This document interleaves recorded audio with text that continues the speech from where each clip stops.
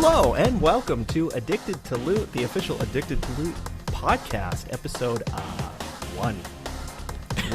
Oh, big. We got one. You got to start somewhere, right? Episode. You could do what they do, episode 001, because it makes. I was gonna it say, like, yeah. We've got room to grow. Episode 1, version 1, version Rev 1, volume 1. Take alpha. Yeah, we passed the beta. We're now we've gone gold. We've gone live. We're good. In case any of you haven't been following us, we are a pair of guys who play games mostly on PC. But Brian, I know you've gone to the dark side a couple of times. I think you've got a PlayStation. Well, Is I that have what a they're PlayStation. called? Is that what the kids are calling them? The young kids A Play nowadays, Cube? yeah. I Game think station? we both have our roots deep in the dark zone of console gaming way back when, growing up with the Nintendos, the PlayStations, the Xboxes. I got a dusty PS2 with a memory card sticking out of it right. Oh, the good old over days there. of memory cards. I think a yeah, multi-tap. Back when you had to do that. Oh my god. Yeah, primarily PC gaming we might touch on other aspects of the video gaming world, but we mostly play PCs. We mostly play PC games together, and that's how we're just going to kind of branch this one out, considering nowadays it used to be a very firm divide between console and PC. Now it's very hard to find a game that's not on both platforms, so I think we're safe in that means. And also a little bit of mobile gaming because, it's 2016 and people have these crazy little things in their pockets that can, tell you where the nearest restaurant is and stuff like that. This just won't stop buzzing. And it just won't stop buzzing, especially if you use Snapchat. Because it feels like it's good to give you 8 notifications every time someone's just breathing. You're near a gas station. Congrats. Yeah. But I'm Tom Jordan, and you are? I am Brian Dixon. And what kind of a gamer are you, Brian? What's your jam? What's your thing? Well, if we can get serious for a second, Tommy, I'm just going to lean back here and take go a into quick my drag mind. On this cigar. But no, let's see, as we've already gotten off the console and PC gaming, I do a lot of RPGs, strategy games, first-person shooters, anything that really has sneaking elements in it. I'm also very big into. So some of my gaming highlights would be the original Halo series. That was always huge for me. The Mass Effect series, which I know I'm not going to hear it over and over again. I'm still trying to work my way up through playing 3. It's a long story. Don't get me started. I love the BioShock series, and even some indie games that are just out there that were just either big misses or underrated games like Shadow of the Colossus. Oh, such a game that I love so often. Where's so my much. Where's my PC HD remaster of Shadow of the Colossus? I bet if someone can give me that, I would probably love them for the rest of my life. That would be real nice. I love that game, especially, and then give me an expansion with a Steam Workshop capability. Oh my god, that would just be heaven. I think Shadow of the Colossus was the first. People. This is eternal discussion. Our games are that's existed since the dawn of time. But Shadow of the Colossus was the first game I feel like I played where I was like, whoa, this is more than just a game. This is a cinematic experience. This is taking me on an emotional journey. This is taking me on a psychological journey. Like the ending of that just stuck with me forever. There's probably been only 2, maybe 3 games that just made me outwardly weep for something that happened. One was Shadow of the Colossus. There's just too many points in that story that just made me bawl. And then what was it? Halo Reach. Those 2 games were the 2 games that stand out that just gave me emotional, just tore my heart out. Versus games even the Drake series, which I also love. It was Uncharted. Yeah, it's an adrenaline filled experience, but it's not you're gonna feel deep raw emotion towards it. Right. Well, I think when I was playing Shadow of the Colossus, I was also probably playing Need for Speed Most Wanted, the complete opposite end of the maybe spectrum. NBA Street Volume 2. So it was like, whoa, hold up a second, what is this? In your face! Yeah, I know. How do I dribble? How do I do some sweet moves in this? How do I drift?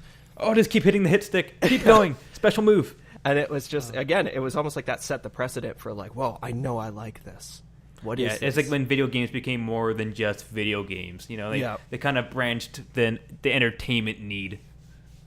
And you're also a fan, like me, of a good hearty MMO every now and then. Oh, man, I miss the good old days when MMOs were, they weren't these free-to-play epics that just kind of come a dime a dozen, where, back when it was like Final Fantasy XI, World of Warcraft, the original EverQuest. Vanilla WoW. Oh, my God, yeah, like those games back when being on an MMO meant you were literally played your character and you felt like you did something in the world. Like Final Fantasy XI to me was such a adventure game in the fact that when I could stand there and just look in the same map for minutes and just be in awe over what I was seeing. So that's what I really miss about MMOs. Like you felt like you were doing something in the universe, and also you could truly be someone. It's not like you're playing a scripted game where you're a cookie cutter adventurer. There was this real presence. Yeah, I mean, I don't think you could ever get I don't think you could get like an MMORPG experience in almost any other type of single player game or offline game, just because of basically it can go on forever. So you could the chances for growing your character in any way just are infinite. So that's the thing that like MMOs to me are just. I really wish they would come back. Like a big part of me would gladly pay a $14, $15 subscription fee if someone gave me a good, high-quality MMO just to sink my teeth into. It's funny because my MMO experience, like the most recent ones I've played were Guild Wars and WildStar, and I really liked both of them.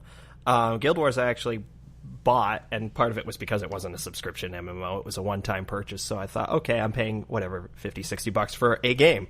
And I heard that it was a good single-player experience. Both of those are picked up on the basis that, okay, yeah, you can play this yourself. And both of them, with Guild Wars, I got a character to max level. WildStar, I didn't quite get to max level, but I enjoyed them as games. Fun games. Especially WildStar's combat, really fun.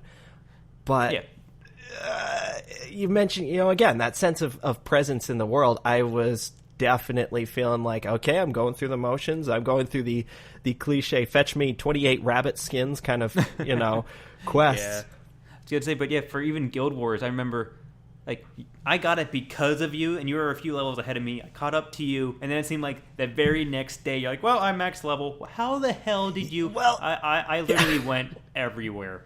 Guild Wars had this really cool system where you level up just by exploring. And that's my jam. That is my jam. Just give me a reason to walk around a map. Okay, great. I'm actually leveling up from this. And it was like all of a sudden I was just randomly on a map. It was like, you're level 80. I'm like, oh, nice. That's cool. I couldn't kill the lowest level enemy to save my life, but I could tell you where the nearest tavern is.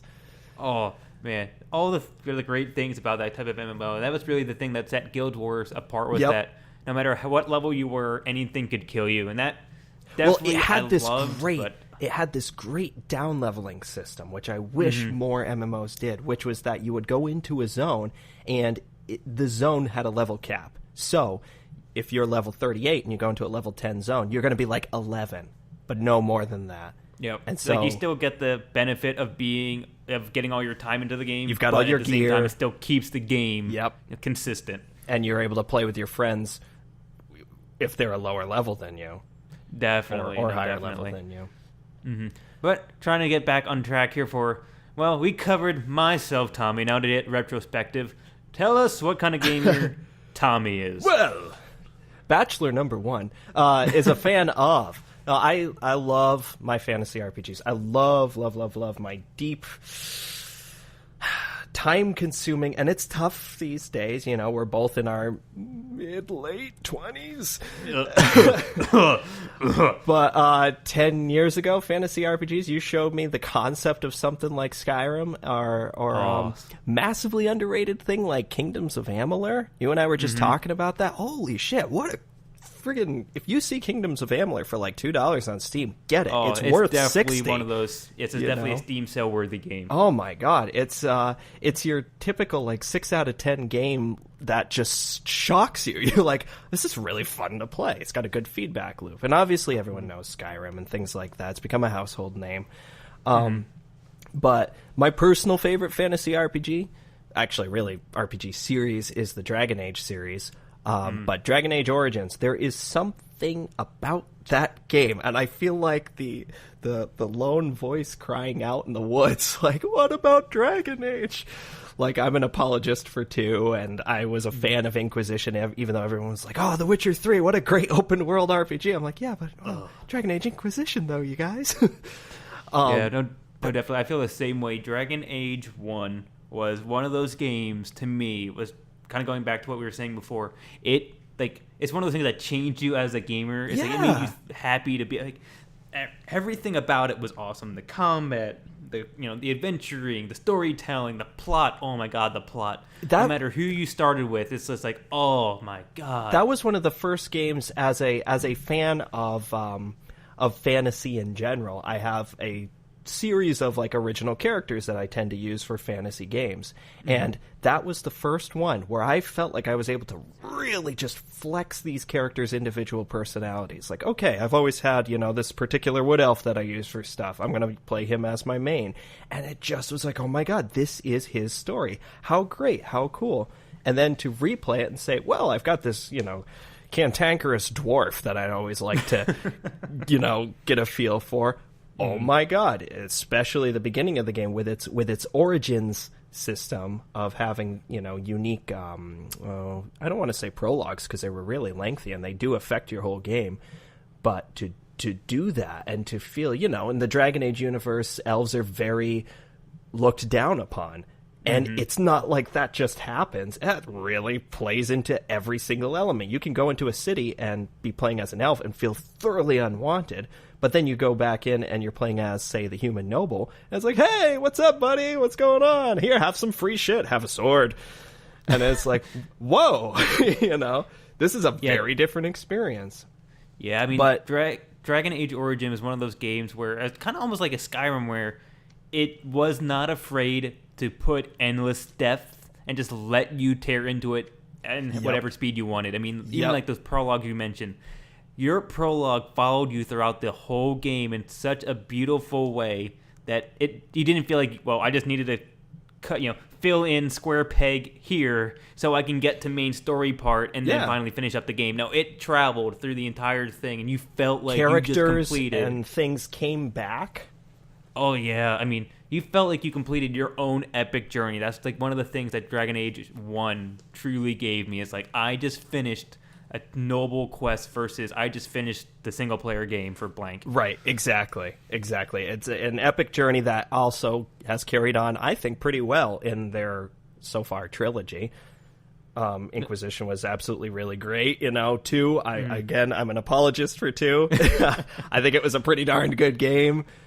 But I think if you took Dragon Age 2, called it by any other name, and disconnected it from the first one, it probably would have been an extremely high-rated game. Dragon Age Kirkwall. Problem solved. If you would just called it, or even just kind of like Mr. Swordy McSmashy Smash. Hawk McSmashy's Dragon Age Adventure.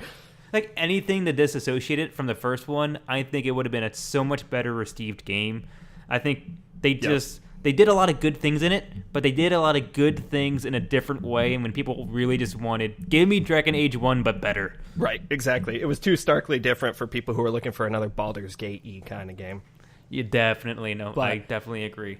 As a result, this probably follows the. I don't know how to word this. This would make sense. I'm also a huge fan of Mass Effect. Of course. If Dragon Age is my favorite fantasy series, Mass Effect is my favorite science fiction series, maybe ever across all mediums. Like, I go back and forth and say, oh yeah, I love Star Wars. Oh yeah, I love Firefly. And then I get reminded of Mass Effect. I'm like, I love Mass Effect. You get starry-eyed. Oh my god. And be like, Shepard's out there somewhere. He's out there. He lives on in my heart, no matter what. It's just a great iteration of a unique science fiction universe.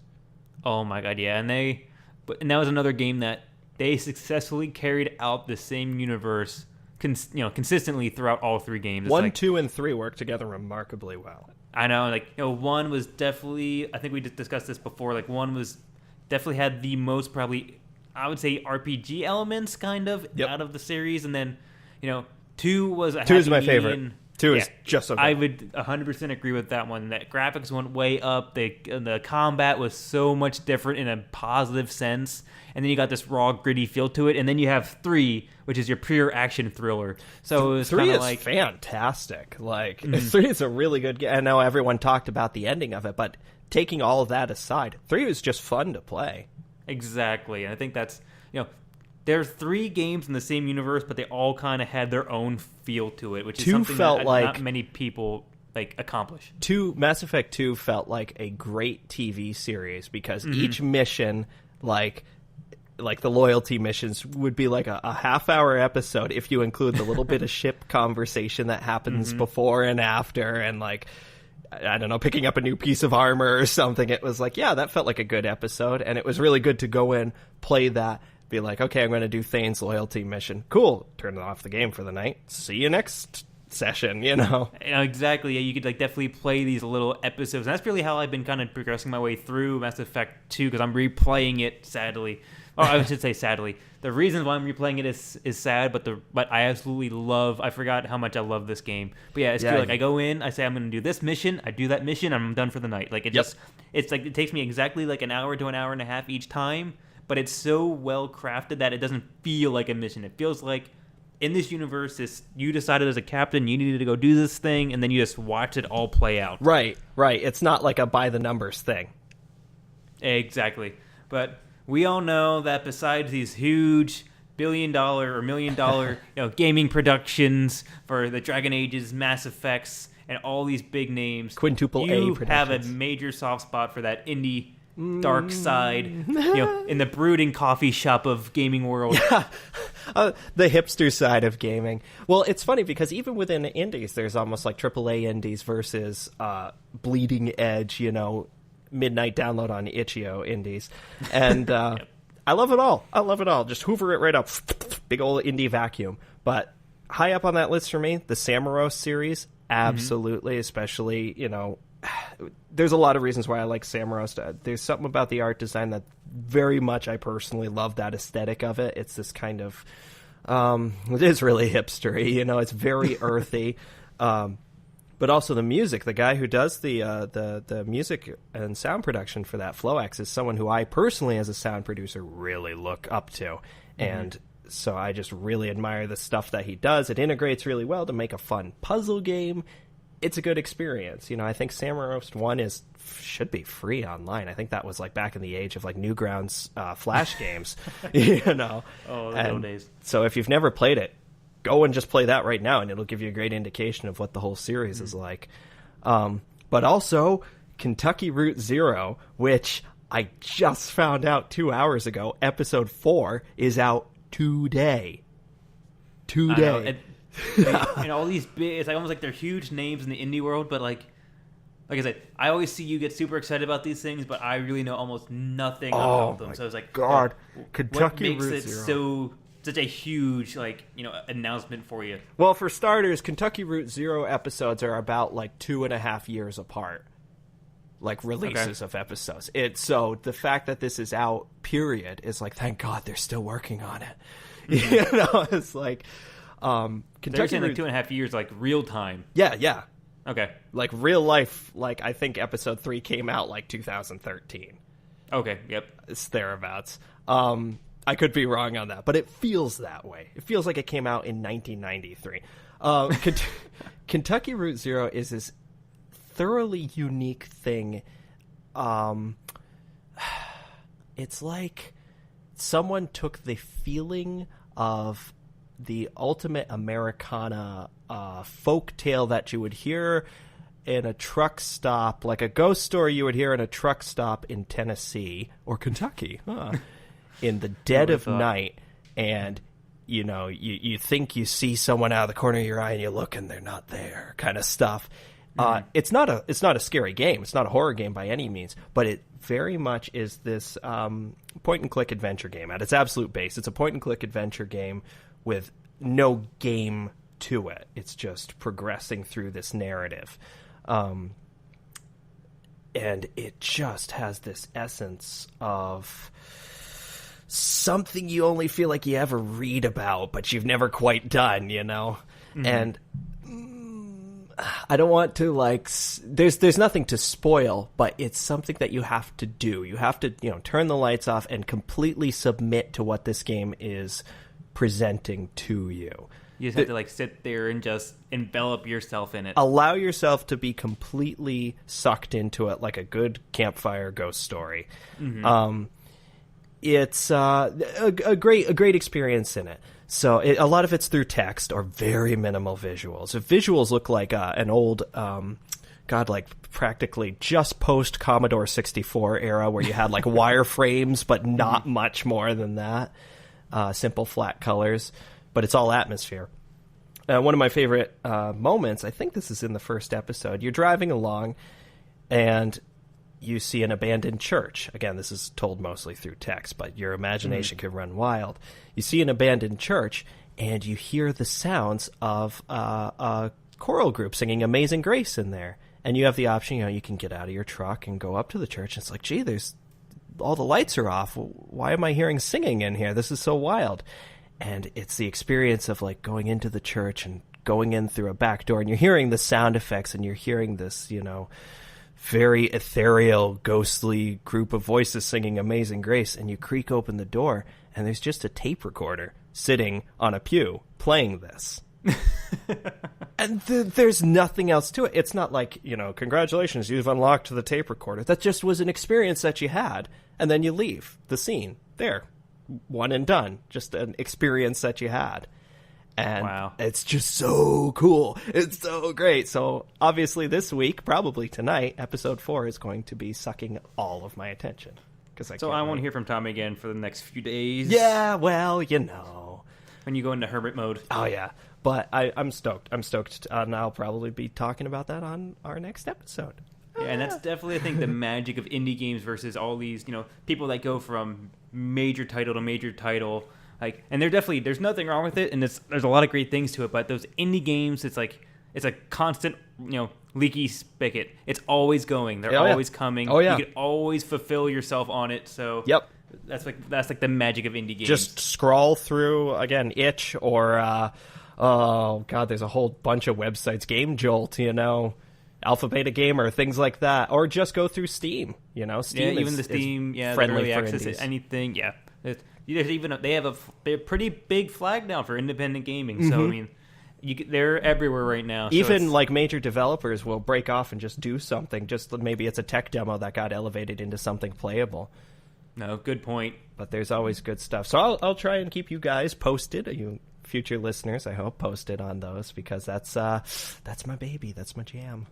No, definitely. And so I think for now we could say that's a little bit more into the breadth of who we are as people, as gamers, and just what we kind of are as just two buddies talking about games.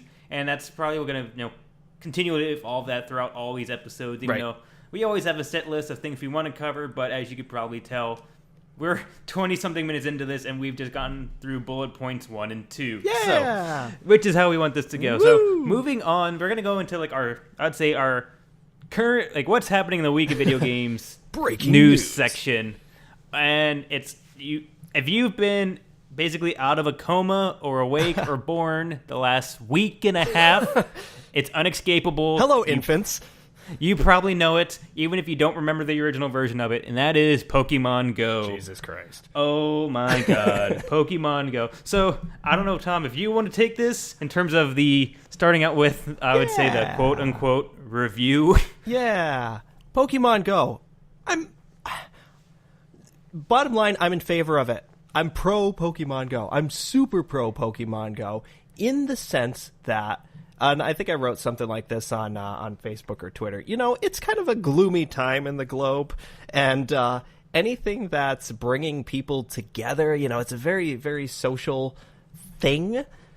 It's great to see the videos of people saying, they're all hanging out in Central Park with their buddies because there was a Bulbasaur that showed up, and roaming around and stuff. Obviously, it's a free app, so it's hard to not at least want to try it. Exactly. If you've shelled out the money for a phone, you've at least earned the right to try Pokemon Go. My personal problem with it is because of where I live and because of just my usual absolute shit luck with phones, I don't have access to a quality data connection or cell connection in general. So I'm entirely relying on Wi-Fi, which means unless a Charizard lands in my backyard, most likely you're going to be kind of limited. Yeah, exactly. If I see a Mr. Mime standing over my bed, my first reaction is going to be to throw the phone at it, not a Pokeball. But that being said, I have been able to at least quote-unquote sample the game, like being at a convenience store, like a Dunkin' Donuts that has Wi-Fi, and be like, okay, is there anything here? Oh my god, there's a Weedle in the dumpster. No, exactly. And I think you've hit something like the big, I'd say the big needle in the head, right? Which is, even for me, which I would say from a standpoint of where I'm living versus where you're living versus where probably most people that have the most success in like living for Pokemon Go. I think if you live in a massive city or any like very rural area where you walk the vast majority of your life away, whether it's between blocks, between work, or what have you, Pokemon Go is great for people even like me, who I would say I'm probably a vast majority of people in the world, or even the U.S. Which is I live in a town that's off of a major city. I opened up my app in my apartment complex. I looked at it. I got my first I did my whole, you got your starter Pokemon. I looked at the map, and I would have to walk out like a block down a random street in a cul-de-sac, which has like, I'm just going to show off on some guy's lawn. Why am I doing this? Like, to one degree, that's, I think, to some people, to a certain type of people, maybe people with social anxiety, it's a good thing. Yeah, because it could it's be like a good hi, push. neighbor. Yeah, I'm it could be a good push out the door if the guy doesn't say, get off my lawn, and hit you with a hose. Right. Which has been happening. But or if you don't find a dead body, which is hilarious. Oh my God. I have seen, things where businesses, if they know that they're a Pokestop or a Pokemon gym, are very much promoting the fact, actually. They're celebrating it. Like, hey, come on in. We're a Pokestop. Maybe it's a library. Yeah. And so they could say, come hang out. Also, while you're here, check out these things. They're called books, And I think that's a huge thing. I mean, I think it's really great for what it's doing for I'd say the current young generation, which hurts me to say.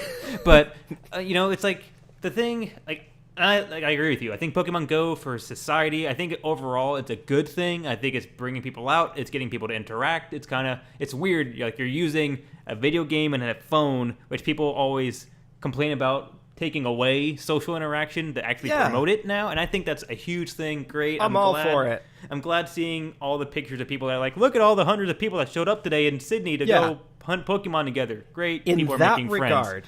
Awesome. Strictly in that regard, I am all for Pokemon Go. But I think as a gamer, as a generation, and I'm going to use my back in my day card for video games, which I can say since I'm late 20s. But we grew up in the generation where we saw the very first ever episode of Pokemon debut. We played the card game. We played Red and Blue.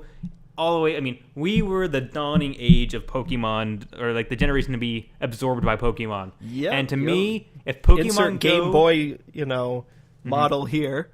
Yeah. So if Pokemon Go, to me, was something that, one of the biggest things to me, if it ran in the background, oh my god, I really hate the fact that it has to be always open. If it ran in the background, if you were able to just randomly stumble upon Pokemon, meaning like, I'm walking into Dunkin' Donuts. My phone buzzes. Oh, I look down. My phone says, oh, hey, you encountered a blank. Do you want to fight it? Awesome. But then you just said the key word, though. Do you want to fight it? Yeah.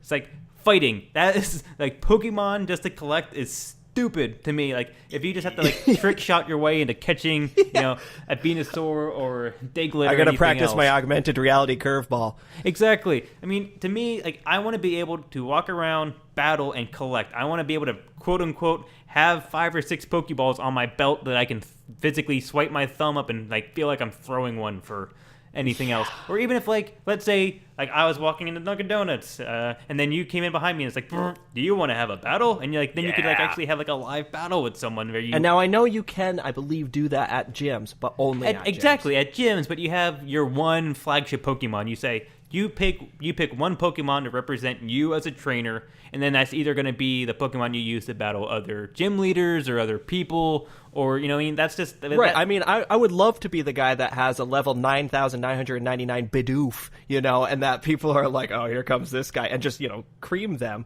That's funny, that's fun, but it's so limited in its scope. Yeah, and it's not even like you're battling, it's basically Pokemon A virtually fights Pokemon B comes out on top, everyone had a good day. You know what I mean? I liked about the base Pokemon concept was, okay, here are my guys. Here's my crew. Here's my A squad. It's almost like XCOM, right? Here's my A squad. Yep. And if they don't turn into Mass Effect characters. Yeah, well, that's a whole other podcast. But mods are great, kids. So I love the idea of being like, okay, you know, I'm gonna do this. I'm gonna do this. Oh yeah, my Charmander has evolved. Oh, this is great. Now he's even better. He's my champ. He's my guy. You know, he's my buddy. The Ashen Pikachu. You know, whatever. I hate Pikachu. This is my team that I have practically trained. You know, you get the Rocky training montage with your Pokemon, and then you fight other Pokemon with your squad. You know, I want to get that. You know, that's I the have thing something that's that missing. can fight it. Yeah, I want to be able to randomly encounter other trainers and then like have a fight with my crew. You know, you throw out a Pokeball. Oh my God, it's the wrong Pokemon type. Exchange it out. You know, oh maybe I want to try to put him to sleep first and then trade out another Pokemon. You know, Right. There's a sort of like a give me tactics the strategy to it. Don't just give me the collection part of it. Yeah, I mean, even in Red and Blue, there was always a goal to complete, you know, the original 150, fulfill your Pokédex. But that was only after you grind through like thousands of Weedles and anything else just to try to get your character to level 10 so you can beat the first gym, so you can get cut down a branch so that you can move on to the story. I mean, and even then, like, I'll tell you, I have ridden my actual bicycle in so many houses and never been kicked out. The bicycle, that was such a huge thing to get back in the day, kids. If you could imagine this. You know, that was one of the big achievements, was getting the bike. You could get, thank God. You get the mountain bike or the road bike that did the exact same thing, but you felt cooler, I guess, riding one or the other. Or you felt into that whole trap of, yes, you have 6 Pokemon, but my original Pokemon that I got from Dr. Oak is level 100, and my next level down is a Rattata that's level 3. So if the first guy gets beaten, I'm screwed, but I want to be able to have that experience. But that's what I mean. Yeah, the strategy, the tactics involved of like, okay, I'm training up this squad, you know, this squad of adorable monsters to go out and, I don't know, to get more better monsters. And I like the filling the Pokedex. So on that idea, I think my original hope, maybe I was a victim of hype, but my original hope for Pokemon Go was similar to what you're saying, where I'd be out on a hike in the woods, right, in my backyard, and then all of a sudden, vroom, vroom, a grass type has shown up. Cool. But this is more like you're walking down the sidewalk until the, until an indicator pops up, and then Doug Dua has respawned. Yep. You know, and it almost goes back to what we were saying about MMOs going by the numbers of like, okay, he's, the Oddish is back, you know, all right. Let me get my 10 Odyshes so I can fulfill this quest and just grind and grind. But like, I guess there's a sense of accomplishment into like collecting a high level like Charizard that maybe not everyone has. But at the same time, it's kind of like someone handing you $1 million and being like, here you go. Well, I didn't earn it. Yep, you have it. Congrats. Yeah. Well, cool. I'm just gonna go do something else, I guess, now.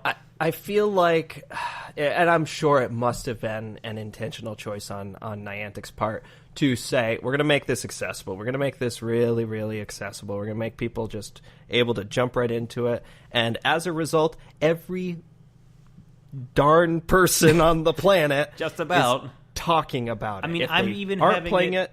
They know it. In my company meetings with customers, they even bring it up. Have you guys played Pokemon Go? And I'm like easily the youngest person in the room by like half.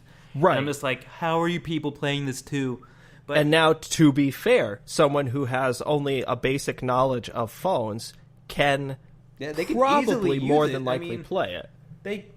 I mean, yeah, I wouldn't say they might not be as gung-ho as, like, a teenager, but yeah, I mean, Right. almost anyone could whoop this thing out, install it, and they could be out there collecting Pokemon, and I think it's great. And, like, in one sense, I'm super glad that Pokemon has made a comeback because I have so many Pokemon cards that I thought were going to be valuable.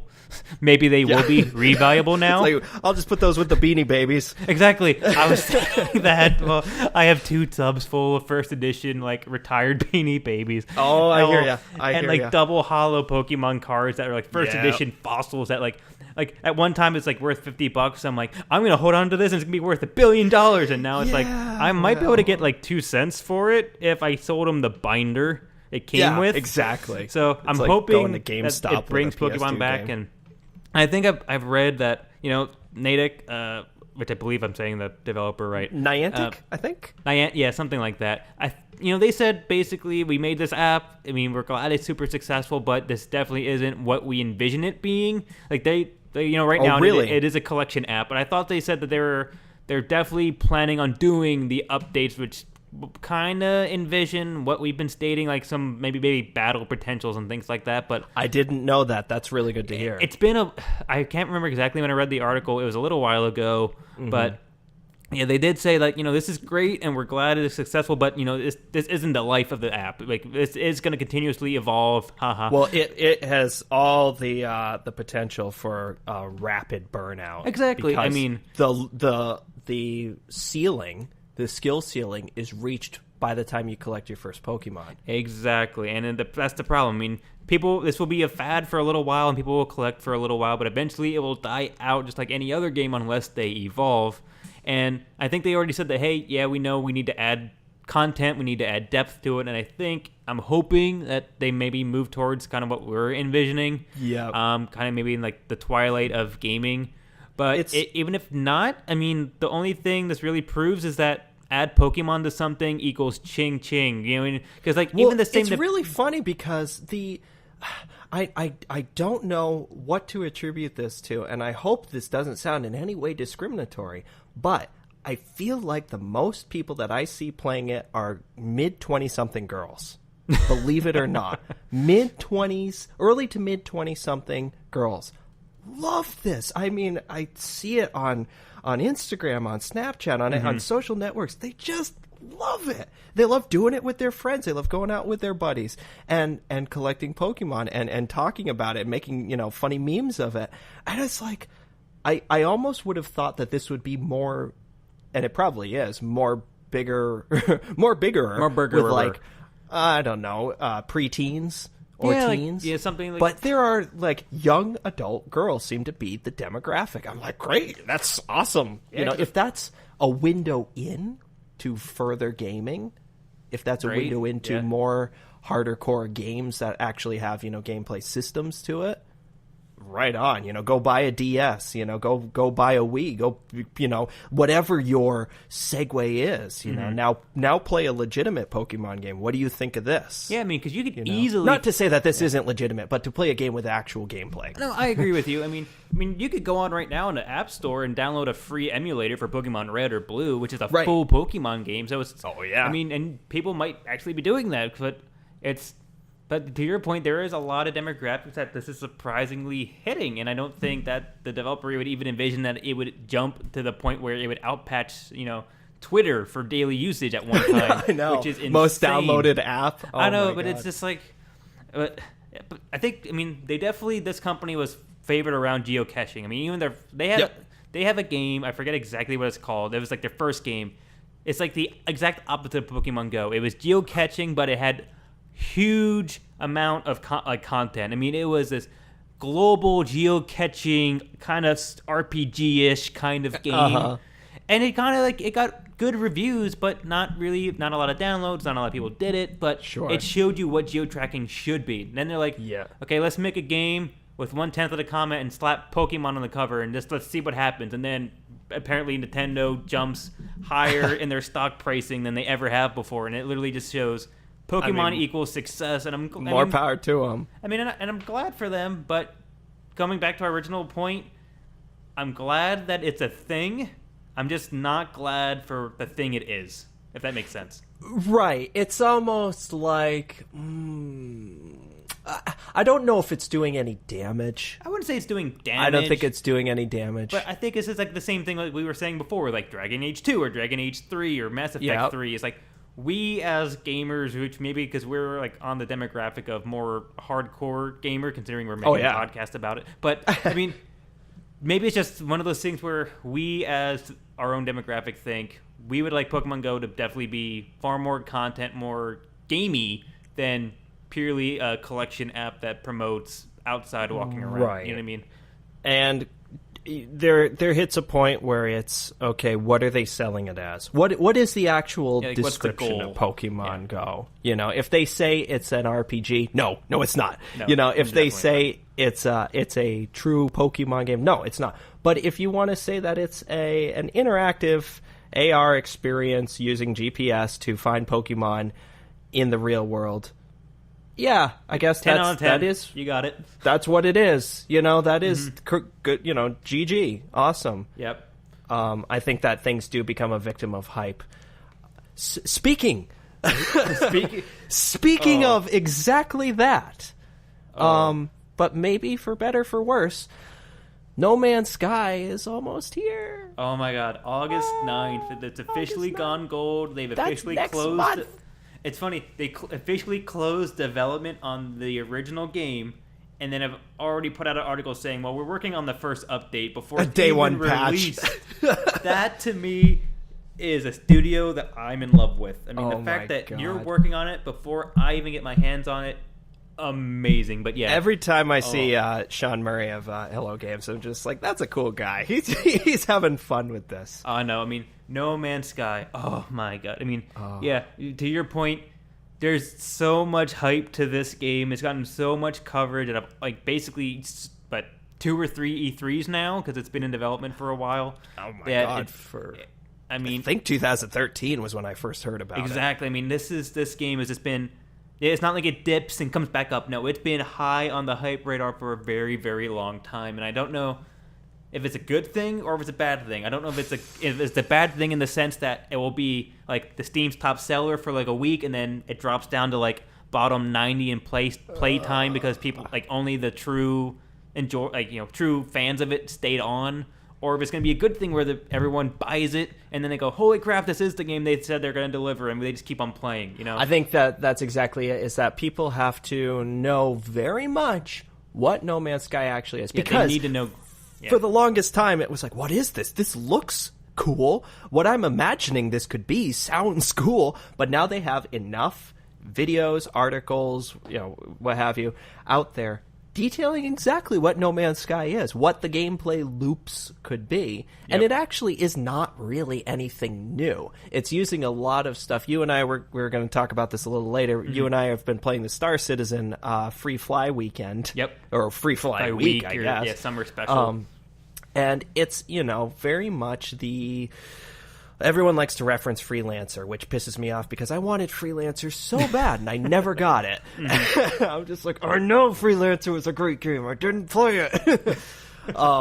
But it's the idea of, and here's space. Go be who you want to be. Yeah. I love Mass Effect. Mass Effect tells a fantastic story about a fantastic set of very tightly realized and scripted characters. Mm-hmm. But I also like the idea of, today I'm going to be a space trucker. Tomorrow, a pirate. Exactly. And that's something like that people were trying to get out of, Elite Dangerous, which is something that, I wouldn't say it had a quick development, but it was like the game, it was like Star Citizen, No Man's Sky, and Elite Dangerous all came up in the same conversation. What a time to be a fan of space sims. I know. But it's just like Elite Dangerous was the first one out the door. But Elite Dangerous, it's kind of like a weird combination of them. Like, Elite Dangerous was promising the same thing, but more on the Star Citizen level of pure realism of a universe. But it just kind of went dry real quick because basically the player didn't have any effect on the actual universe you're in. It's just stagnant, so you're just kind of floating around in a pool. I was really hyped for Elite Dangerous until you got it and started talking about that exact fall off. I mean, the combat was amazing. The flying around, the transporting, some of the trading was great, but then like the missions were shallow. You do this. I mean, I grind up to the best combat ship real quick, and then after that, I'm just grinding. I stayed in the same little solar system because it was too much of a witch to try to like hyperspace around, and then like once you found your one little hotspot where you can make consistent money, you just kind of stayed there. So I mean, I had no drive to really do much with it, and they added to it, and I kind of wish I would jump back into it to give it a shot, but until they really changed how the player affects the universe, I'm not even going to bother. Like, it's completely different than if you look at like EVE Online. EVE Online is 1,000% player control, to the point where they had a massive civil war between, well, actually this happened a few times now, but literally I read a story that there was a dictator who could talk people into his battle plan, and he literally cornered like 3/4 of the galaxy by controlling this massive swarming army. Like, they had trade, they had planets, they had space stations. I mean, you could do whatever you want in EVE Online. EVE is an absolutely legendary case study in society, in human society. And it's such a great... I mean, if you took EVE Online in terms of what you... like, how pliable the universe was, but then give, like, the control of No Man's Sky in terms of your ship and your interactions and planetary interactions, that game would explode. But I think that game is what Star Citizen's trying to get towards.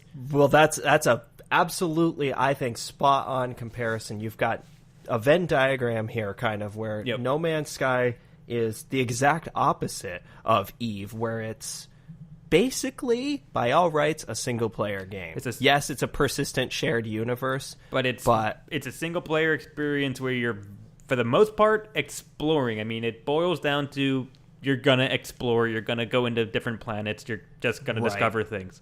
It's a procedural generation toy that's, I mean, I don't mean toy in any demeaning way. No, not at all. But that's absolute positive way of like, yes, give me a whole bunch of algorithms that make pretty space things that could be fun and entertaining. I was really happy to see, I just was watching a video of maybe an hour and a half ago. I was really happy to see there is actual AI. There's alien AI with a sense of community to them. You know, there are different races with their own. Oh, I get the vibe that there's sort of like trading between them and relationships between them, at least between the player and the aliens. Probably with the alien races themselves as well.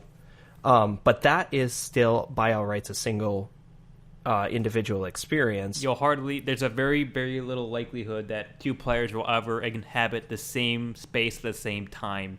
Granted, there are techniques within the game that people will probably, a wiki will probably come together where people will say, gee, how do I mine this kind of material? And that's where you start to get a society of people. Minecraft is like that, where it's like, how the hell does redstone work? And that's where, even if you're just playing single experiences, everyone needs to know that somehow, So that's where a community shows up.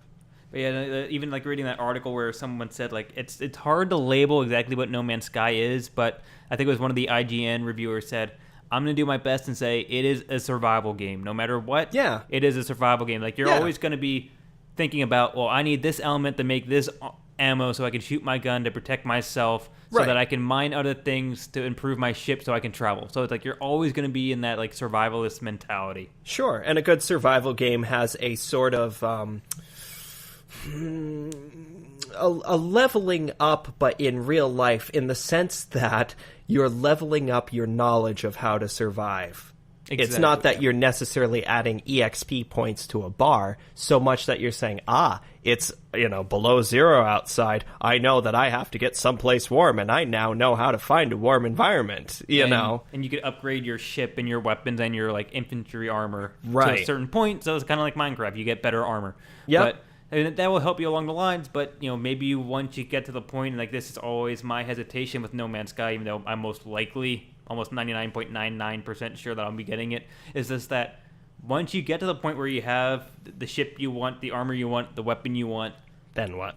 then yeah, like, is it going to be dry? Is it going to be, yes, every planet is a new randomly generated experience, but discovering random things eventually becomes a standard thing. You know what I mean? Like, it eventually becomes the norm. I am a huge fan of that, and I thoroughly agree. I love the idea of, okay, now I'm going to go to that planet. Wow, look at these monsters. Look at the way that these ones developed. Wow, look at the environment. This is great. Green sky, how nuts. And then you go to the next planet. Wow, this one's all red. How cool. But eventually, even if you're a diehard fan of that, eventually you're like, okay, but I need a new experience. Yeah, like, oh, great, it's another red sky, but this one, I guess, is more fuchsia. Maybe I'm supposed to be taking in that part of it. But yeah, so it's, I don't know. I mean, Minecraft finally eventually wore thin for me, and I probably played that a good 2 years. And eventually it was like, okay, I know I can build the crap that I want to build. I know that I can, you know, I've done the thing where you just walk for days, and it's like, yes, you discover cool things. What a cool, you know, random generation of the environment. This is a neat mountain, you know. Wow, that's funny how this spawned this way. But you've seen all that.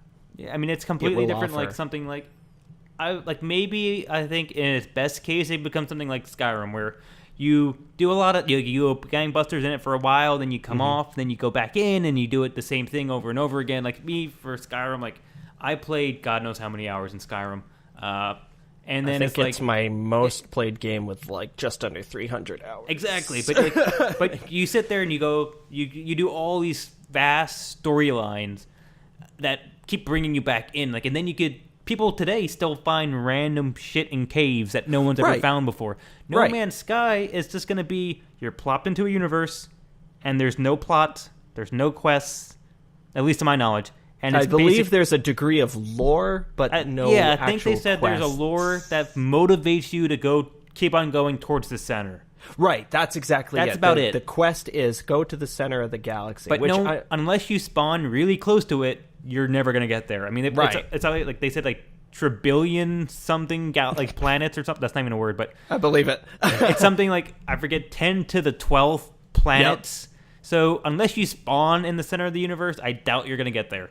So that's the thing. It's like, why am I going to go on a path that I'm never going to achieve? Right. Just because my guidance system tells me to go there. That's my thing. Like, so the only real drive is that you're going to be leaving your stamp on planets that other people may come across, where they think, oh, some dude named Tommy discovered this before me. Cool. I mean, it's you know, screenshot and GIF and you know, stream material. Exactly. Absolutely. You could be like, hey, wow, check out this planet. Come watch my Twitch stream. This is a really neat planet that I'm on. And that's going to be great. But that, I don't think that the concept of anyone ever landing on another person's planet and saying, wow, what's Tomtopia? That sounds interesting, you know, or it sounds totally terrible. So all of that being said, I'm looking forward to it. Yeah, no, definitely. I'm looking forward to No Man's Sky. I've been burnt on a couple of pre-orders, so I don't know if I want to say I'm going to pre-order it, but I will watch for those immediate, you know, reviews of it and stuff, and probably buy it within the week that it comes out, if they aren't horrendous. I'm just about in the same boat. Because who knows? They could say it's full of bugs, you know? Exactly. I mean, it definitely is a type of game where I kind of want to pre-order it, but at the same time, for the reasons we discussed, I kind of want to see the live version of it before I really say, okay, this is the game I want to try. And sometimes that's not enough to make up your mind. Like, for example, my experiences with Star Citizen. Oh.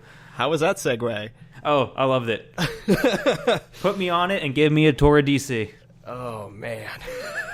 Oh, yeah. You just went there. I went for it, and swish. Oh, swish.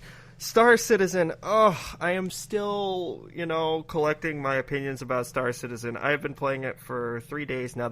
Star Citizen has had a free fly week this week, which means that everyone can download and play. I don't think it's a vertical slice of the game. I think it is literally the game as it is right now. I think so, and I think it's a summer week thing. So it's any week you activate it, you have a week from that point on. So really? Yeah, I think from when I read it, when I grabbed my code, I think it's literally for the duration of the summer. I think with the time frame they lay out on the site, but it's you go on, you put the code in, and then from 7 days from when you put the code in, you have basically free roaming rights of the galaxy. Rad. I'm hoping. Don't quote me on it. Either way, Yeah. even whether that is the case or it isn't, it is free right now. Exactly. And as of this pod going online, ideally Friday, you still be able to play it. I'm torn because I think I said this on Twitter. I'm torn because any space game by default makes me happy. Like, thrust me into the cockpit of a ship and tell me, go ahead, go on out there. You got all that space waiting for you. I'm just like, cool, right, awesome, here I am. And I really want to fulfill my dreams of being a space trucker. I really do. I really want to play Euro Truck Simulator, American Truck Simulator in space. I think that this will provide that, but it's just so raw in the sense of there's a lot it's raw, jagged content shoved into a working environment / engine, but it's so deep and so fast, and there's literally is just even the free play. It's you spawn, and that's all the instruction you get. Well, not even spawning. You go. Yeah, I was bitching to you on Facebook about this. There's no communication.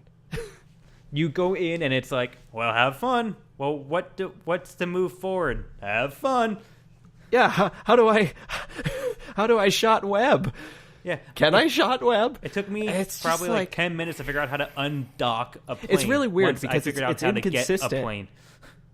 It's inconsistent in the fact that it'd be like, okay, I want to eject from my ship, and you'll get this stunning, great animation of ejecting from this well-realized cockpit, and your window opening up and your character floating out, and then it's like the physics bug out and you just start spinning. It's like, and if you look at your character in third person, he's like that rigid T pose that models are in by default in like a 3D editing program. And it's just like, oh, there I go. Or there I go. And then you die. Second time and it doesn't even work or something. Yeah. You know what I mean? Yeah. Oh, and it's like, and in its absolute basis of what it's trying to do, it's very much the whole system is a cart before the horse kind of thing. Oh yeah, I mean they're literally trying to make hype by letting everyone into the development pre-alpha universe. Right, and I think that this is accessible to anyone who has bought or backed or something. They can play this at any time. If you buy a certain level, you're allowed just basically free flight privileges. Yeah. But then you could purchase like a plane or anything else, or you could purchase to a higher rank. For, and the packages start at $40, which isn't that bad. It's not bad. And then I think you also maybe get the real game if you buy a certain level. I think back whenever it's finished in 2079. But what they're doing seems to be based around the persistent universe, which is the sense that you spawn, at least as it is now, in one of two locations. One of them being kind of like a shopping hub, and the other one being an actual base out in space, sort of like a space hotel. And you can summon up, if you haven't, if you don't have a ship of your own, you could summon up like a community ship, go out and fly it, and there's a number of basic missions that are actually really, I like them. I was doing a cluster of them. One of them is like a comm relay has gone offline. And so once you figure out how to leave the base in the first place, which I gotta say, I had figured it out by this point, by the point of this anecdote that I'm about to tell. But I was sitting on the kind of like flight deck in my ship, just checking out things, just making sure all things were lined up. And there was a ship that had spawned to my right. And I don't know if there was a guy in it, but I looked over there, and all of a sudden the ship just floated up and started spinning like head over tail, just really comfortably, really gently. No, nothing really aggressive, and it just was sort of spinning off into space. Have been my ship. No. Was that really you? The very first, I don't know if it was me, but it was docking bay 6. So yeah, I was at 5. Are you serious? I walked out. I look up. I got up to the ship. This was on Port Olisar. It started, on the spaceship. It started bugging out, Like, it looked like the landing pad was, like, in the space station.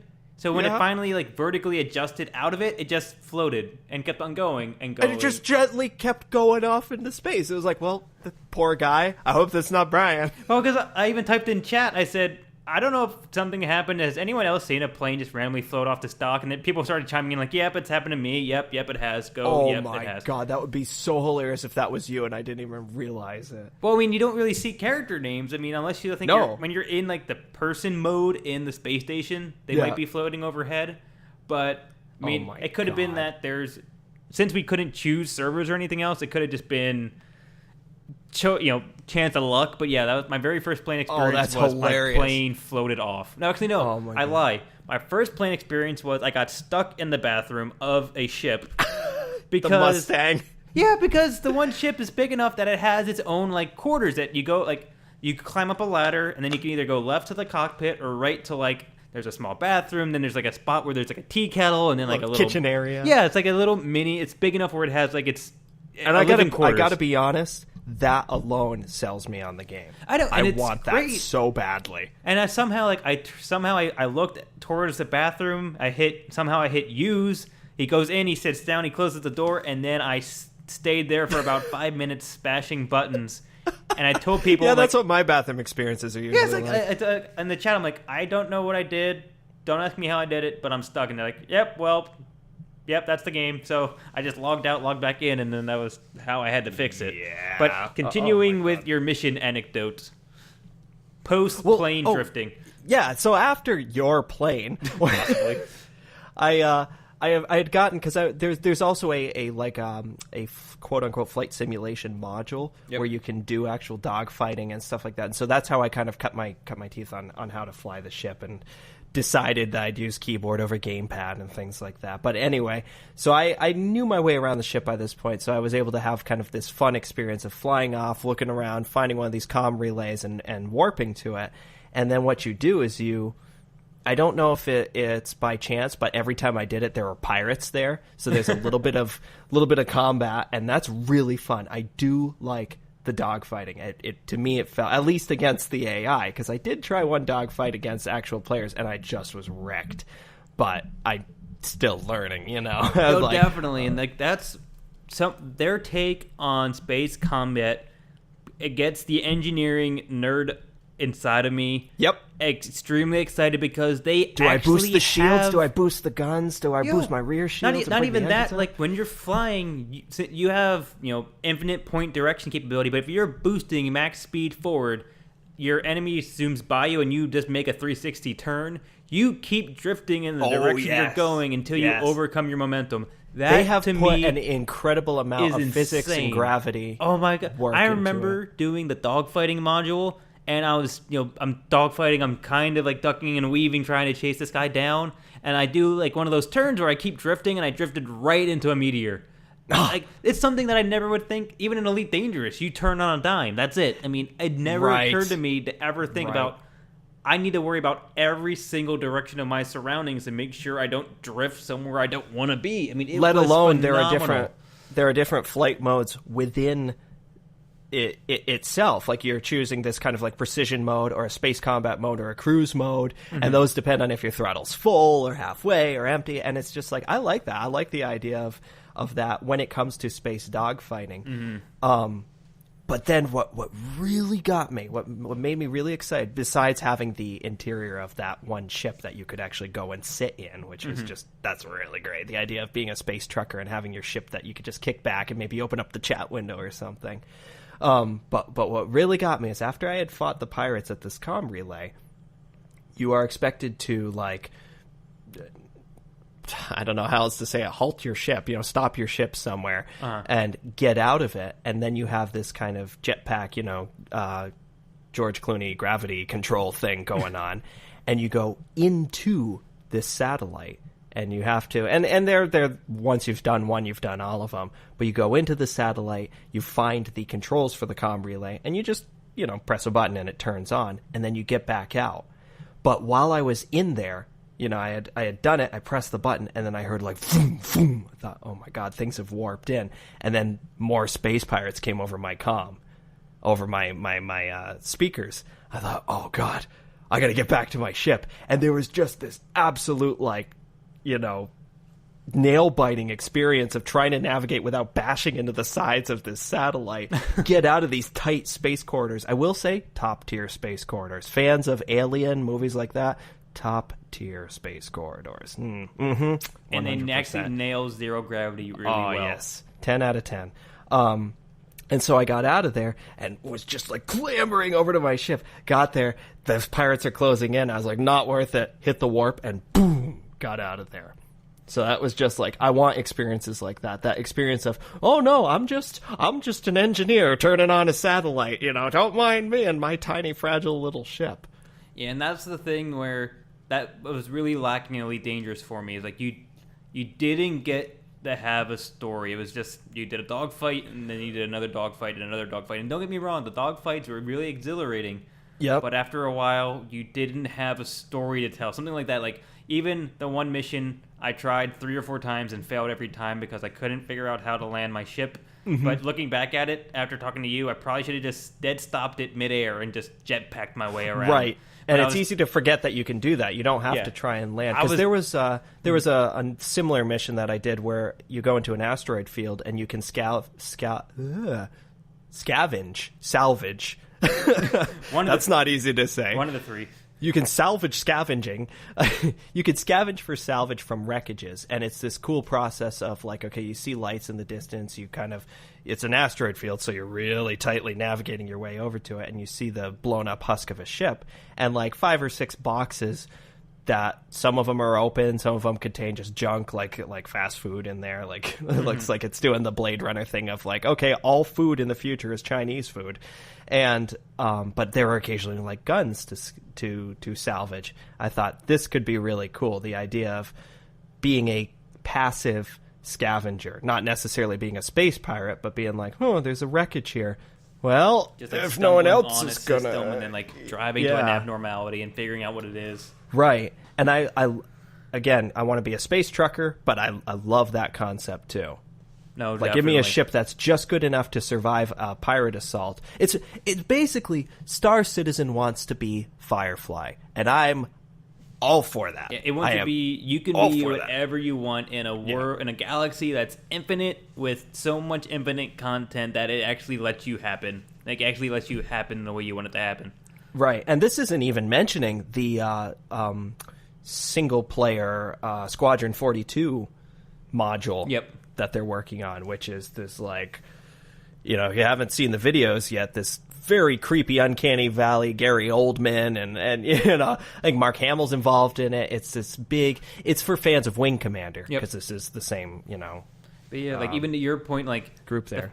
The fact that you're looking for like a space truck simulator, I'm looking for like the simulator that's going to let me basically, if I could, like build up to like an actual like battleship where like I'm not even flying like dogfighting anymore. I'm just like cruising in this like battle cruiser and I'm just telling my turrets to shoot or something like that. Like I'm like looking for like the starfighter experience, or even as like you said, hey Brian, I'm taking my pure cargo ship that doesn't have one offensive capability, and then I'm just going to be running through cluster scavenging, and I could be like, fine, I will protect you from pirates.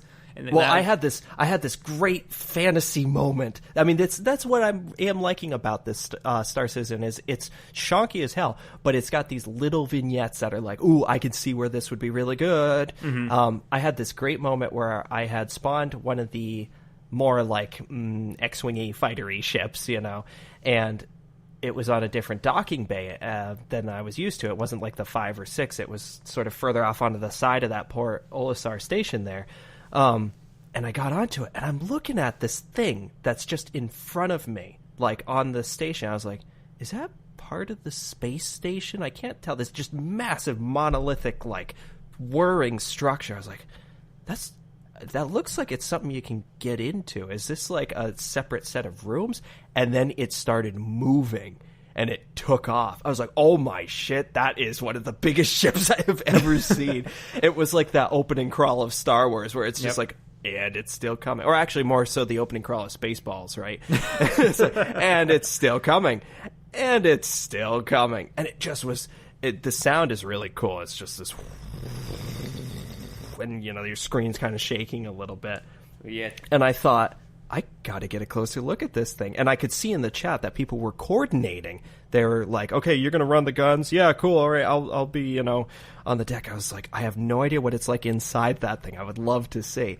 So I flew my little ship up, and I just started kind of flying around it again, like an X-Wing around the Imperial Star Destroyer, or a TIE Fighter around the Imperial Star Destroyer, just like, wow, how cool would it be to have a legion of these, maybe this and another like juggernaut kind of Leviathan thing going into battle, broadside cannons at the ready. Yeah, that would be like the epitome of my Star Citizenry, being like the bridge commander of something like that. Exactly. Yeah. So I haven't had a chance yet to hop on board. Obviously, that's one of the ships that somebody shelled out, $150+ for. Yeah, and like you need to actually be able he needs to ask for volunteers, or you need to get lucky or something. Right. So I'm hoping sometime this week I get a chance to have an experience like that. But that is after Kentucky Route Zero. No, definitely. And I'm actually going to probably be popping up Star Citizen in between Mass Effect 2 to try to figure out. I'm going to do a mission, and I'm going to do some kind of dogfighting in there, because I've been trying to do it with gamepad. I'm going to take your advice and do keyboard and mouse, and I'm actually going to try to have those experiences so I can do a much better take on what Star Citizen is, if it's for me, if it's not. But I want it to be a game for me, so I need to just sit down and give it an attempt to make it. I wish I had a joystick. I used to have a joystick, but it's like, I think, from like Windows 3.1, so I don't even know if I have the kind of hookup for it. Even a joystick, I mean, with how fast their controls are, a joystick, you need a joystick and like a flight module to even begin to map out in a usable format with all the controls they have. Yeah, for sure. But I've been saying to people that I'm excited for Star Citizen since it was announced, and me too. Having finally had a chance to play some kind of slice of it, it's like, all right, this still has another 2 years, but think about the ceiling for that is as vast as its universe. I mean, it's right. If they even come to a fraction of the what they could be, it will be a game for the ages. I mean, and I think that's what the goal for the developer is. And certainly, I love that, and I really hope it gets close to that, because I can already tell if there's a chance where we could even have opportunity to be on the same server and make our own coordinated stuff on squadron. It will be a game that I don't think we'll ever stop playing.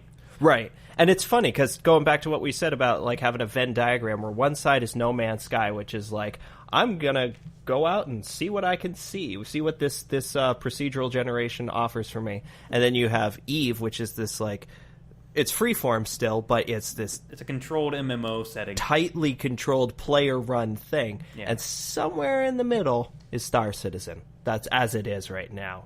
No, definitely. Is it worth shelling out money right now for the access to what it is? Maybe. I mean, if the $40 lets you see how it evolves through its entire lifespan until release, I would say yes. Oh my god, absolutely. But it all depends. I think you just convinced me right now in that sentence. It all depends on what you get for the money you pay. I mean, I'm not going to shell out the money to be like, if you pay $200, you can have the biggest Star Destroyer we currently have developed. Right. You know what I mean? I don't know if I'd go that far, but I definitely, after playing the test and maybe exhausting the test run for the whole 7-day period, maybe I might even shell it out just to be just to always have a permanent opportunity to pop in and see how it advanced. You and I have this hilarious cat and mouse game that we play where it's I've noticed this over the past year. It's yeah, that was pretty cool. I might get it. And then one of us gets it. It's yeah. I think the majority of the games we play, it's usually one of us finally says, "Did you play so and so?" Well, I was thinking about it. And I'm you need to get it. And then that's how we end up playing games together. Yep. Well, we did that with The Division, we did that with Overwatch, and we've been beating those to death. So. Yeah, so I mean, it's been a working system for us, and if you stay tuned, maybe it actually aligns with everything you want and more. So who knows? Maybe we can be the two testers of all these games for you. Yeah, addicted to betas. Exactly, different to pre-alpha. Awesome. Well, I'd say to wrap things up. You are probably listening to us on one of our multiple sources out there on the internet, but we have a Twitter account that is @AddictedToLoot. That's a 2 with the number 2. Yep.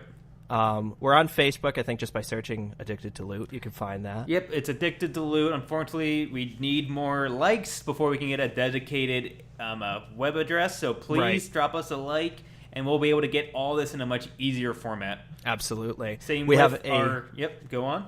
Oh, I was going to say, we have a very, very active YouTube channel due in no small part to you and your Total War Warhammer videos. Yes, I've been the majority of the video activity lately has been mainly, I would say, Dawn of War. Well, it is Dawn of War videos as well, but it's mostly been Total War Let's Plays and Total War updates, specifically like the DLC that's coming out, and I think the next 2 weeks, which is Call of the Beastmen, which they'll have an update on it probably within the next day or two. Cool. But that's going to be, like, we have both our individual videos there. We also have our combined videos there, which Broforce and all this other fun, wacky stuff. Same with our Overwatch. And then to wrap it all up, we do have a Twitch, which is also, I believe, Addicted to Loot, with the 2 being the number 2. Yeah. If you don't find one, find the other. We do have a logo that's the same across everything. So. And if you find one of those sites, they have all the web addresses to everything else. It also can be found in our Weebly. I'm not sure, Tom. We've got a Weebly page that I should do a better job on. Well, we also have a Reddit page that I need to do a better job on. So we like to be everywhere. We have something on every medium. So if you look for us, you can find us. But right now, probably the easiest, I would say, go to our YouTube. If you go out into the woods and you just shout "Addicted to Loot," an owl will drop in with a piece of parchment, so you can send us messages that way. But I would say YouTube's probably the easiest to find because there's nothing else that has our name or close to our name. And then our YouTube info has everything else, which is directly to our Facebook. And I'd say our Facebook and our YouTube are probably our 2 most active things, as well as our Twitter. Home base. Yeah. But apart from our main Twitter, which is our combined Twitter, Addicted to Loot, we all have our individual Twitters as well. You could follow me personally at Fifth, which is FITH_Atomic Zero, no spaces between Atomic and Zero. And I am Tomality, TOMALITY. But please drop us any type of comment, suggestion, feedback on any one of those massive amounts of websites or even Twitter, or anything else. If you want to ask us a question or have us discuss something in particular, bring it up. We're more than willing to do research about things we don't know, or definitely talk at length about things we do know. And if you have made it this far, we also do have a addictedtoloot@gmail.com email address if you ever want to say something, maybe not public, or you want to arrange something joint otherwise, or just give us feedback, or like Tommy said, a topic to cover. Please just drop us a line, and we'll be more than happy to keep it going. Cat pictures, we accept cat pictures. We will work for cat pictures. Yeah, so we're hoping to, to wrap it up. We're hoping to have this podcast out every week. Most likely on the later end of the week, probably on Friday. Fridays. Yeah, but the more feedback we hear from you guys, whether it's constructive, positive, or negative, who cares what? We're really hoping just to kind of share our love of gaming with everyone who listens to us or even experiences it with us. So the more we hear from you guys, the more we're going to love doing this. For sure. So thanks for coming and hanging out with us. Thanks for all the time, and hope you enjoyed all of this wacky conversation. Woo! Until next time, this has been Brian and Tom. And this has been Addicted to Loot.